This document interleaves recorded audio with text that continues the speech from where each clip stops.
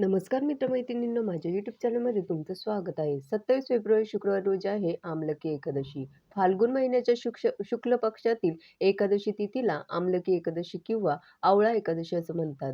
ही एकादशी महाशिवरात्री आणि होळीच्या दरम्यान येते. ही एकादशीची तिथी प्रारंभ होणार आहे 26 फेब्रुवारी गुरुवारी रोजी मध्यरात्री 12:33 त्यामुळे उदय तिथीनुसार 27 फेब्रुवारी शुक्रवारी रोजी आवडा आवळा एकादशी किंवा आमलकी एकादशी साजरी केली जाणार आहे. ही तिथी समाप्त होणार आहे 27 फेब्रुवारी रोजी रात्री 10:32. विशेष म्हणजे या दिवशी सर्वार्थसिद्धी योग आणि रवी योग असे शुभयोग जुळून येत आहेत, असं सांगितलं जातंय. ज्यामुळे या व्रताचे फळ अनेक पटींनी वाढणार आहे. ज्यांना भगवान श्रीहरी विष्णूंची विशेष कृपा हवी आहे, त्यांनी दोन्ही दिवस उपवास करावा असं सांगितलं जातंय. मात्र सामान्यतः गृहस्थाश्रमी लोकांसाठी 27 फेब्रुवारी हाच मुख्य उपवासाचा दिवस असणार आहे. आपल्या श्रद्धेनुसार किंवा तज्ञांच्या मार्गदर्शनानुसार आपण हे व्रत करू शकता. आता आमलकी एकादशीचे महत्त्व काय किंवा या पूजेचे महत्त्व काय? तर पौराणिक कथेनुसार आवळ्याच्या झाडाची उत्पत्ती ही भगवान श्रीहरी विष्णूंच्या अश्रूंपासून झाली असं म्हणतात.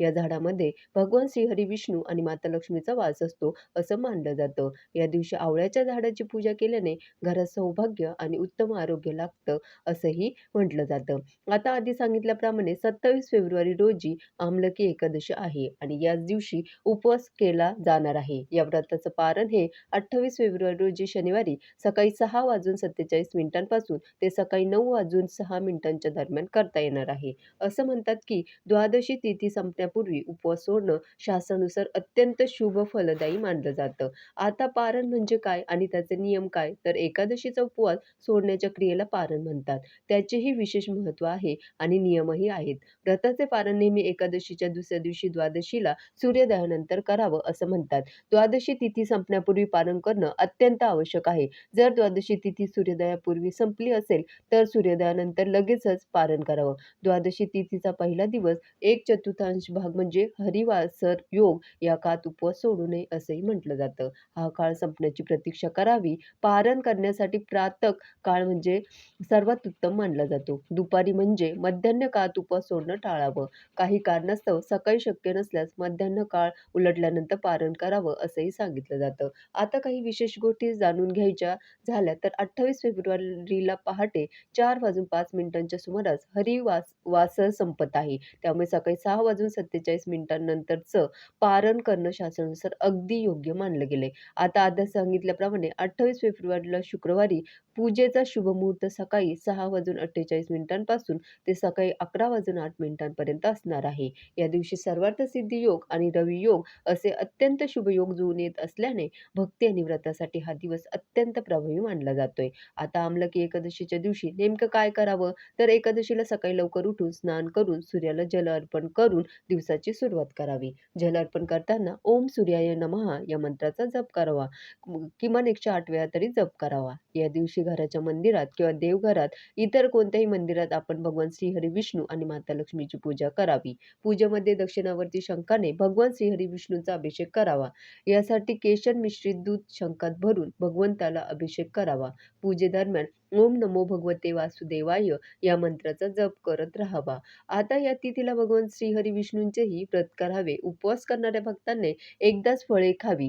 गरजू व्यक्तींना धान्य दान करावे. भगवान श्रीहरी विष्णूंना केळी सुद्धा या दिवशी अर्पण करावी. त्यानंतर ओम नमो भगवते वासुदेवाय मंत्राचा किमान 108 वेळा जप करावा.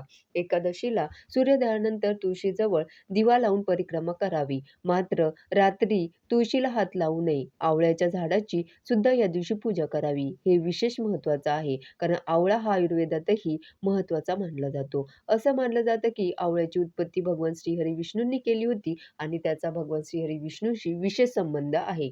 या झाडाची पूजा केल्याने भगवान श्रीहरी विष्णू आणि माता लक्ष्मी प्रसन्न होतात. आयुर्वेदानुसार आवळ्यामध्ये औषधी गुणधर्म आहेत. त्याच्या नियमित सेवनानं सर्व प्रकारच्या आरोग्याच्या समस्याही दूर होतात. मग आवळ्याच्या झाडाची पूजा या दिवशी कशी करावी? आता आधी सांगितल्याप्रमाणे सर्व विधी आटोपल्यानंतर आपल्याकडे आवळ्याचं छोटं रोप असेल तर उत्तम, किंवा आवळ्याच्या झाडाखाली जाऊन त्या झाडाची ठिकाण स्वच्छ करून पूजेची विशेष मांडणी करावी. ओम नमो भगवते वासुदेवाय या मंत्राचा उच्चार करत आवळ्याच्या झाडाला पाणी, हळद, कुंकू, चंदन, अक्षदा, फुलं, सुपारी, आवळा इत्यादी अर्पण करावे. मातीच्या दिव्यात तुपाने दीप प्रज्वलित करावा आणि त्यानंतर आमलकी एकादशीचा पाठ करून आरती करावी. या दिवशी आवळा दान केल्याने घरात देवी लक्ष्मीचा वास राहतो असं सांगितलं जातं.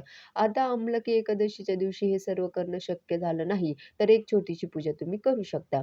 ते म्हणजे स्नान वगैरे करून देवघराची स्वच्छता करावी. भगवान श्रीहरिविष्णूंना ज्याला अभिषेक करावा, पंचामृतासह गंगेच्या पानानं भगवान श्रीहरिविष्णूंचा अभिषेक करावा.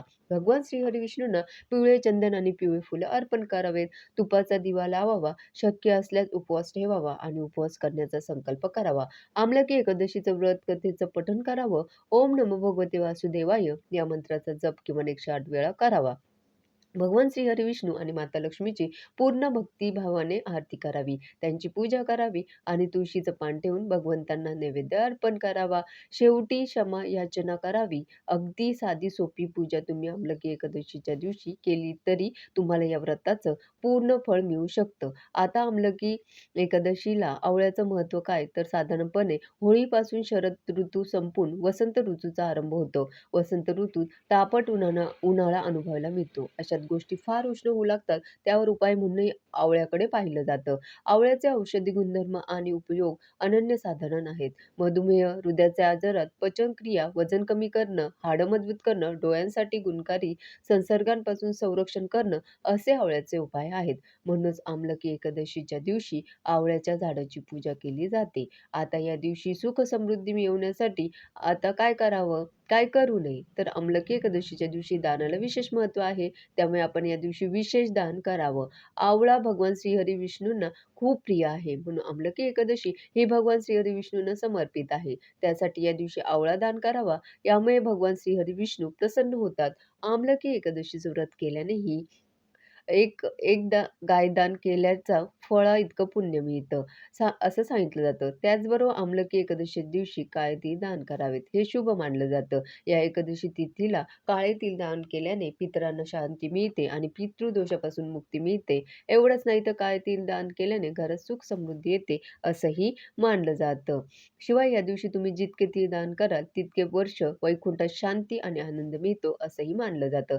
एवढंच नाही तर आमलकी एकादशीच्या दिवशी अन्नदान केल्याने सौभाग्य प्राप्त होतं असंही सांगितलं जातं. मात्र या दिवशी तामसिक अन्न सेवन करणं टाळावं. संध्याकाळी तुळशीला स्पर्श करू नये. खोटं बोलणं, वाद वाद करणं टाळावं. मद्य, मांसाहार करणं टाळावं. अशा प्रकारे होळीच्या आधी येणाऱ्या फाल्गुन महिन्यातील शुक्ल पक्षातील एकादशीला आमलकी एकादशी एकादशी असं म्हणतात आणि हा भगवान श्रीहरी विष्णूंसोबत आवळा वृक्षाच्या पूजेचा सण आहे. म्हणून याला आवळा एकादशी असं म्हटले जातं. आमलकी एकादशीचं व्रत सुखी वैवाहिक जीवन, मोक्षप्राप्ती आणि दुर्गुणांपासून मुक्ती यासाठी केलं जातं. शिवाय या दिवशी आवळ्याच्या झाडाखाली अन्नदान करण्याची परंपरा आहे. आमलकी एकादशीच्या दिवशी आवळ्याच्या झाडाखाली भोग बनवण्याचेही विशेष महत्त्व आहे. यामुळे भोग नक्की काय करावा? यामुळे अखंड सौभाग्याचा आशीर्वाद मिळतो आणि पुण्यकारक परिणामही होतात, असं सांगितलं जातं. आमलकी एकादशीच्या दिवशी आवळ्याच्या झाडाखाली हलवा बनवावा आणि तो श्रीहरींना अर्पण करावा. यासोबतच लहान मुलांमध्ये वाटून द्यावा. यांच्या मदतीने जीवनातील समस्या दूर होऊन व्यक्तीला शाश्वत फळ मिळतं, असं सांगितलं जातं. हा अनुभव तुम्ही सुद्धा आमलकी एकादशीला अनुभवू शकता. धन्यवाद.